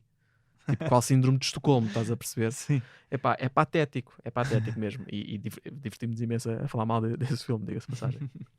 Muito bem. Então, mais projetos deste grupo de trabalho Uhum. podemos esperar? Ou- Epá, eu acho que sim. Neste momento estamos a investir no podcast, já temos uma série deles gravados, estamos ansiosos por poder começar a gravar presencialmente, algo que podemos começar a fazer Uhum. também agora em breve. E sim, queremos publicar o máximo, achamos que tem potencial para se calhar no novo Comedy Club ser uma coisa ao vivo, em que Por tipo, exemplo? fazemos uma espécie de watch-along com o público. Ou E seja, depois falamos ver mal. primeiro o filme e depois. Sim, o formato pode estar aberto, mas acho que seria uma coisa gira ver o filme e depois falar mal, ou se calhar ver o filme e parar para discutir certas cenas que acabaram de acontecer, percebes? Acho que pode funcionar em vários formatos e sem dúvida que pá, quando este terminar, passado uns tempos, vamos estar a fazer outra coisa aos 4.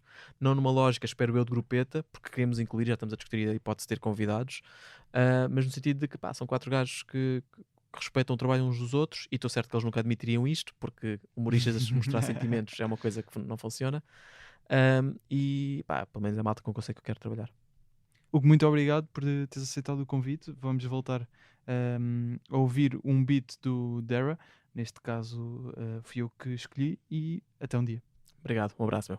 Anyone in answer to the difficult questions in life, the I don't know what happens after I die, or please, what happens if my loved ones die, or how can I stop myself dying? The big questions gives you an easy bullshit answer, and you go, well, do you have any evidence for that? And they go, oh, there's more to life than evidence. Get in the fucking sack. I'm sorry, herbal medicine. Oh, herbal medicine has been around for thousands of years. Indeed it has. And then we tested it all, and the stuff that worked became medicine. And the rest of it is just a nice bowl of soup and some potpourri. So knock yourself out. Espero que tenhas gostado. Podes seguir o Hugo no Instagram em Hugo H. Rosa. O podcast está em humoraprimeiravista.podcast e eu em Gustavo Rito Carvalho. A produção, edição e pós-produção de áudio é feita por mim. Jingles e genéricos são do Luís Batista e do Ruben de Freitas, com vozes do Rui Mirama e do Tiago Filipe. As fotografias e o vídeo são do João Pedro Moraes, a ilustração é do Nuno Amaral, logótipo do Nuno Amaral e da Vanessa Garcia. Obrigado por ouvires, estou aqui quinzenalmente às quintas. Até um dia.